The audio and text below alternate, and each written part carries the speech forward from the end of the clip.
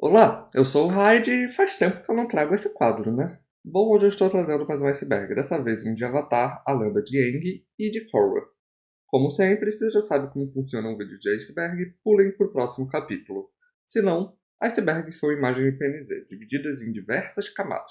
Quanto mais acima, no caso mais próximo da superfície, mais as curiosidades, teorias e fatos apresentados são conhecidos, e quanto mais baixo, menos conhecidos são. Dito isso, vamos seguir para o iceberg. Primeira camada. As nações são inspiradas em sociedades reais. Isso é algo que já veio a ser confirmado pelos criadores.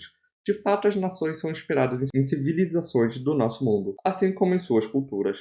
As tribos da água, por exemplo, são inspiradas nas culturas do Ártico, Inuit, Sirenic e Yupik, além de algumas outras como os Yakuts e Buriats e nativo-americanos. O Reino da Terra tem fortes inspirações na cultura chinesa, seja nas vestimentas, comidas, culturas ou até na arquitetura. A Nação do Fogo tem cultura extraída principalmente do leste, sul e sudeste asiático, e influência da civilização mesoamericana, sendo que sua geografia é inspirada em ilhas vulcânicas como as da Polinésia. Já os nômades do ar têm uma grande inspiração nas culturas tibetanas, butanesas, nepalesas, budismo e um pouco do hinduísmo. As dominações elementais são inspiradas em artes marciais. Isso também é uma verdade. As formas apresentadas nas dominações realmente são formas de artes marciais.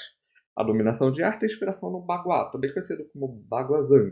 A dominação de água tem fortes inspirações no Tai Chi, enquanto a de sangue tem inspiração na China. A dominação de terra tem inspiração no Hunggar, por mais que Toff utilize uma variação inspirada no Sugar. Já a dominação de fogo tem inspiração no estilo Shaolin do Norte, enquanto a de raios utiliza o estilo Badiquan de Kung Fu. Dominação de espírito.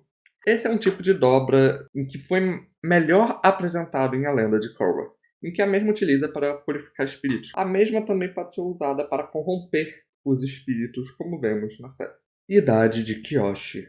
Eu acredito que isso esteja se referindo ao fato da Avatar Kyoshi ter conseguido o feito de viver durante 230 anos, algo que provavelmente deriva do fato da mesma ser do Reino da Terra. Afinal, a animação demonstrou em diversos momentos que dominadores de terra têm uma longevidade maior que a maior parte das outras tribos, como o próprio Bumi, que era amigo de Aang durante a infância e mesmo após 100 anos do mesmo ter sumido, continuou vivo quando ele retornou. Mãe do Zuko. Isso pode se referir a duas coisas. O fato de no fim da animação o Zuko perguntar sobre sua mãe para seu pai na prisão. I should count myself lucky. The new Fire Lord has graced me with his presence in my lowly prison cell. Why are you really here? Because you're gonna tell me something. Where is my mother? Ou o fato dele tê-la encontrado no decorrer das HQs. Se não estou enganado, foi na segunda série de HQs que tivemos. Filme do M. Night Shyamalan. Isso está se referindo ao filme live action de A Lenda de Aang. Aquela adaptação horrível para as telonas que não merece o título que tem de Avatar. Os 4 elementos têm relação com as temporadas. Isso refere-se ao fato de cada temporada, ao menos até a primeira temporada de A Lenda de Korra, carregar o nome de um dos 4 elementos, sendo o elemento que o Avatar aprende naquela temporada, inclusive. A primeira temporada sendo a água, que é quando Aang começa seu treino de água. A segunda, terra. A terceira, fogo. E a primeira de Korra, ar, que é o único elemento que ela não sabia. Arco de redenção da Azula. Isso refere-se à necessidade que uma parte do fandom tem de que a Azula tenha um arco de redenção. Por alguma razão que eu desconheço. É algo meio sem sentido, ainda mais considerando o estado mental dela no fim da animação e nas HQs. Porém, a mesma vai ter uma HQ dedicada a ela que vai lançar esse ano, se eu não me engano. E pode ser que tenha esse arco de redenção que alguns tanto querem, por mais que eu prefira que não tenha. Livros e quadrinhos. Isso refere-se aos quadrinhos e livros oficiais da série, que contam outras aventuras da equipe, algumas que ocorrem dentro da própria cronologia e outras que se passam após a animação, como a própria busca do Zuko pela mãe ou a fundação da Cidade República. Design original de Toph. Creio que isso esteja referindo-se ao fato do design que conhecemos da Toph, sendo uma garota cega de 12 anos, não tenha sido a ideia inicial, mas sim um garoto de 16 anos, um pouco musculoso sem o traço principal da personagem, que é a sua cegueira. E, uau! Eu fico muito feliz que eles tenham mudado isso para a Toph que conhecemos na animação. Cá entre nós, o design anterior dela não era tão original quanto o que conhecemos atualmente. Era meio genérico se comparado. Avatar é um anime? Essa é uma questão feita por muito, devido às culturas apresentadas na obra, assim como as inspirações e designs em algumas piadas. Bom, no fim a resposta é sim e não. Sim, porque no fim das contas, anime é apenas um modo que os japoneses referem-se à animação. Então, meio que qualquer animação é um anime. Porém, do modo que o termo anime costuma ser utilizado aqui no ocidente para se referir a animações orientais, não. Avatar é uma animação americana, com a lenda de Aang sendo feita em sua maior parte nos Estados Unidos, e Korra sendo animado pelo Estúdio Mir na Coreia do Sul. Estúdio esse responsável pela animação de diversas obras americanas como Kipo, Voltron, Justiça Jovem, Spectros e algumas outras. Zutara. Esse é o nome dado ao chip entre Zuko e Katara. É um chip bem conhecido da comunidade e algumas pessoas gostam dele. Korra-Sami. Esse é um chip canônico que só tá aqui por não ter sido declarado de forma mais aberta na animação, seja por censura ou não. No caso, é o chip entre Korra e Asami que veio a ser 100% confirmado nas HQs. Segunda camada. Tenzin e Gyatso tem o nome baseado em Tenzin Gyatso. Isso é verdade. Os personagens Tenzin e Gyatso de Avatar tiveram seus nomes tirados do 14º e atual Dalai Lama, cujo nome é Tenzin Gyatso. Iroh e Ozai nunca interagiram na animação. Isso é outra verdade. Durante o decorrer de todas as 3 temporadas, eles nunca compartilharam uma cena ou sequer interagiram entre si. Admito que seria um pouco interessante ver os dois conversarem em alguma cena, porém é algo que acabou não acontecendo. Super curtas deformados. Esse é o nome que foi dado a uma série de curtas paródias da animação que saíram junto da segunda caixa de DVDs dos Estados Unidos. Por mais que são paródias oficiais da série, seu conteúdo obviamente não é canon. Água não é o elemento mais utilizado por Korra. Isso é uma verdade. Diferente de Aang, que utilizou mais o seu elemento nativo que os outros, Korra utilizou mais o elemento fogo do que o de água, que seria o seu elemento nativo. Dobra de vidro. Essa é uma subdobra variada da Terra, descoberta através das novels de Kyoshi, onde a Avatar utiliza a subdobra em questão, provavelmente dobrando partículas de areias encontradas no vidro. Os dobradores da abertura. Como vocês devem saber, a abertura de A Lenda de Korra, os dobradores são os avatares de seu respectivo elemento nativo anteriores. Mas não são esses que eu acredito que estejam sendo mencionados aqui, e sim os da Lenda de Aang, que não são avatares. O dobrador de água aparenta ser um mestre Paco, que treinou tanto Aang quanto Katara em sua estadia por lá. O dobrador de terra aparentemente é Sud, mestre que teria ensinado Roku quando estava aprendendo o elemento. A dobradora de fogo é Azula. Quanto a isso, não há dúvidas pela silhueta. E o dobrador de ar, que muitos acreditavam ser um Aang, na verdade é o monge Gyatso, já que o dobrador que aparece tem um bigode e uma cabeça mais larga que a de Aang. A lenda de Korra acabaria na primeira temporada. Isso é uma verdade. A princípio foram comandados apenas 12 episódios para Korra, e em momento algum do lançamento foi anunciado que teria outra temporada para os criadores. Então, os produtores precisaram lidar com a série como se fosse ter apenas uma temporada. O que para alguns deu a sensação que a primeira temporada foi muito rushada, já que precisaram fechar o máximo de pontas soltas e que foram abertos na própria primeira temporada nela, por não saberem se teria uma nova temporada para animação.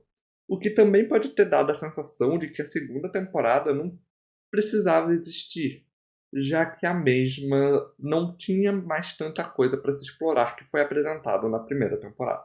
Ódios de Toph no episódio 29. No 9º episódio da segunda temporada de Avatar, enquanto ensinava Aang a dominar a Terra em um dos treinamentos, Toph cria uma armadura de pedras para si. Porém, tem uma coisa nessa armadura que não tem lógica nenhuma.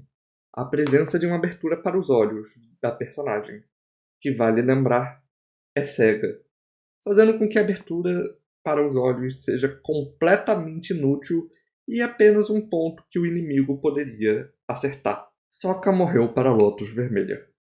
Pouco sabemos sobre o destino de Sokka após a lenda de Aang, apenas sabemos que retornou para sua tribo, onde tornou-se o chefe e representante na Cidade República. É teorizado que o mesmo tenha morrido em uma batalha contra Zahir, quando ele e o grupo tentaram sequestrar Korra quando criança. Irmãs da Ty Lee. Para os que não sabem, Ty Lee tem diversas irmãs que vieram a ser mostradas no quadrinho. Todas têm a mesma aparência, mudando apenas em suas personalidades, além de atuarem no circo. Terceira camada. Naga foi baseada no cachorro de Brian. E isso é uma aparente verdade, já que nos comentários lançados junto do primeiro Blu-ray de A Lenda de Korra, Brian comenta que Naga se parece bastante com o cachorro dele. O espírito do oceano foi inspirado na princesa Mononoke. Isso é verdade, realmente o espírito do oceano que ajuda Aang no fim do primeiro livro foi inspirado no espírito da floresta dessa animação do estúdio Ghibli. A Agitação da Cidade República. Essa é uma websérie de 3 partes que são ambientadas 3 anos antes da animação da Lenda de Korra, nos mostrando um pouco do passado de Bolin e Mako nesse período, inclusive. TCG de Avatar. Essa é uma curiosidade que muitos não devem saber, principalmente no Brasil. É que Avatar tinha um jogo de cartas oficial, porém, diferente dos mais famosos, não chegaram a vir pra cá, como, por exemplo, Pokémon, Magic e Yu-Gi-Oh! Monge Gyatso utilizou o vácuo para derrotar dominadores de fogo. Muito se pensa sobre como Monge Gyatso teria derrotado e levado mais de 10 dominadores de fogo consigo. Porém, a existência do Zahir permitiu que fosse pensado que ele teria utilizado a dobra de ar para criar um vácuo na área, a qual ele teria matado todos os dominadores de fogo ali, mesmo com o poder do cometa. Por mais que essa teoria perca um pouco da lógica quando consideramos que os monges são extremamente pacifistas, o que também pode nos levar a acreditar que algum dos dominadores que fosse mais experiente matou os outros dominadores de fogo ali e se tornou um rebelde da Nação do Fogo. Toph versus Bumi. Não é incomum na fandom haver intriga sobre qual dominador é superior a qual outro. Outro dia mesmo eu estava discutindo sobre isso com o MK, sobre qual era mais forte, qual era mais fraco que o outro, qual era melhor na dobra. Porém, quando falamos de Toph versus Bumi, a situação muda um pouco. Principalmente porque, canonicamente, eles lutaram durante os comics. Bumi já velho e Toph lá nos seus 12 anos, já após a guerra ser finalizada.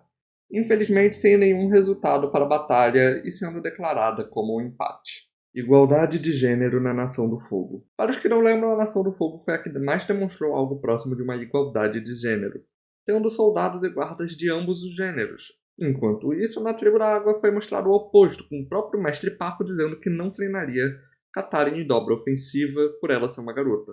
E no Reino da Terra, apesar de haverem as guerreiras Kyoshi, elas são uma completa exceção à regra, com todos os outros sendo homens. Infelizmente não temos muito conhecimento quanto aos tempos do ar, já que todos morreram e os homens e mulheres ficavam em tempos separados. Então, possivelmente existia uma certa igualdade, já que eles não ficavam juntos. Jogo Four Seasons. Four Seasons é um jogo de Avatar que foi criado por um fã através do Dream, uma engine/jogo lançado pela PlayStation, sendo algo relativamente similar ao Roblox, só que para o PlayStation. O jogo parece incrível e eu definitivamente gostaria de testá-lo um dia. Assim como gostaria que fosse feito um jogo atual de Avatar utilizando técnicas de games atuais.